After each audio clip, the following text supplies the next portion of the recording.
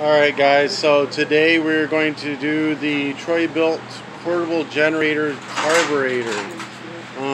This is a 900 watt generator. I've never seen one of these, my first time. So it's going to be a first for all of us today. So the first thing I'm going to do is take off the air filter.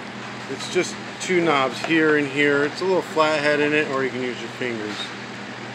Alright, so my first guess is this thing's been sitting a while. This is just dust. Alright, then we're going to take off these two 10mm nuts. Don't see anything else, just those two 10mm nuts. Now, I'm not sure what the customer was trying to accomplish here. Oh, it's a rat nest. God dang insulation. This has been sitting a long time. Yo guys, look at this. So then when you're done cleaning the rat's nest out of it, the whole thing was full all the way back. Oh look, there's still more stuff back in there. Dear Lord. Alright, now we're going to pull this fuel line off right here. Alright, so once you get this hose off, you're going to want to use a bottle and drain the gas out. Make sure there's no water, no debris, anything like that in it.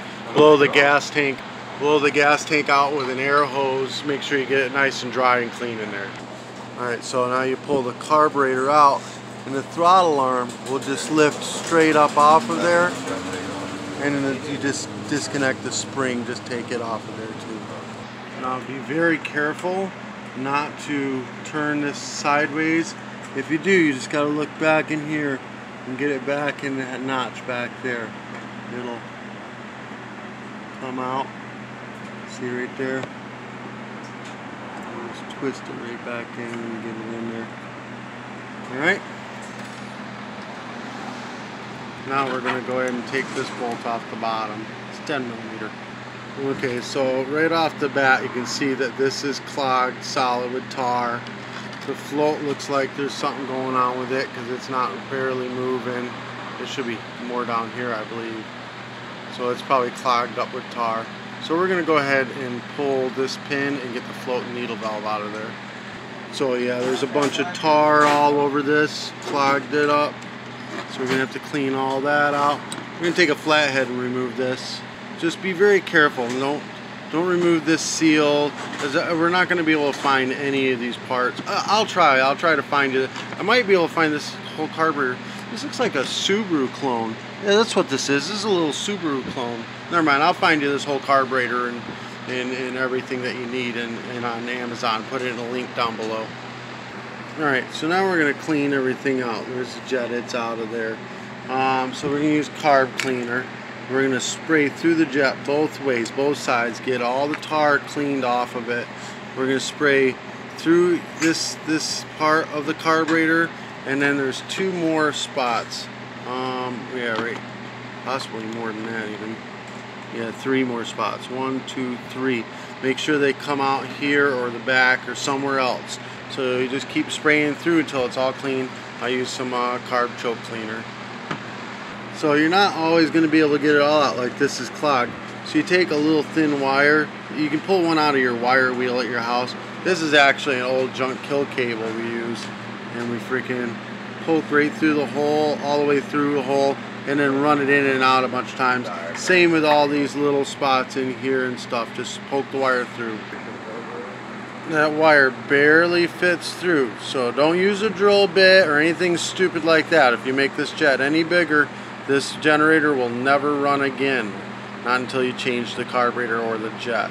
But you're going to run it back and forth a bunch to make sure, spin it around, make sure that thing's cleaned out, and then spray it out again with the carb cleaner. Alright, now I cleaned this. I just rub it, you spray it with carb cleaner and just gently rub it around on my pants.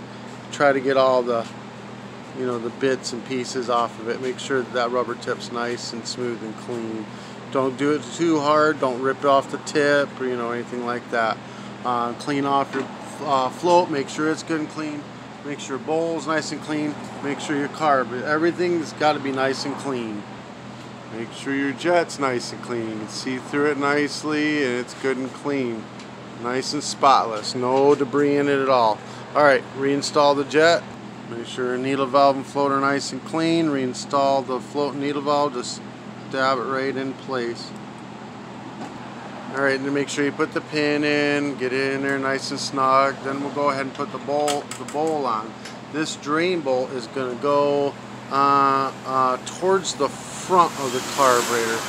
So it's going to go towards this choke is what it's going to do. This choke side. That way you can get to it to drain your gas. Okay, now this throttle arm and spring is going to stab into the big hole and the little hole. Spring goes in the little hole. We're going to do the spring on first. We're going to try that out and get this around, and then we'll slide that arm on afterwards. But I think we're going to try getting the spring on now. Alright, so the spring's on. Get it in there, slide it in place. Then you're going to lift this arm up and you're going to get it on the throttle. Oh, you're going to have to get it past that, the other side of that spring. So you're going to have to get it up on top there and push it down. Okay, so you're going to make sure, see, it's going to be on the top side, just like that. And just pulled out slightly, it will go right in, and then you push it right in place like that. Then you put the fuel line on.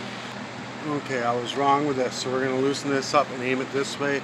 There's a hole right here for you to get to the drain bolt. Alright, now you got that all in place. You can put the air filter assembly. You're going to shove that tube right in, back in place, and then get the air filter assembly on it. It takes a couple of hands, so I'll need needle nose and stuff. Put the two 10mm back in place. And then we're going to put an air filter in it. No, we're going to put an air filter in it. And then put the air filter cover back on, screw it down. I actually putting a Briggs & Stratton filter in this, see if it'll work. I think it will. If not, I'll have the foam filter in the description for you. I gotta find a foam filter for it. It runs perfect.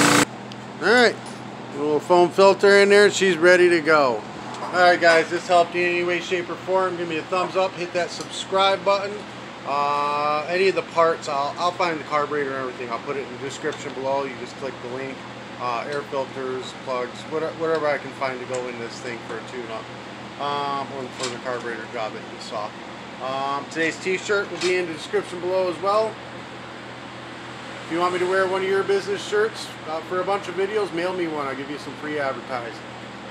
Hit that subscribe button. Peace!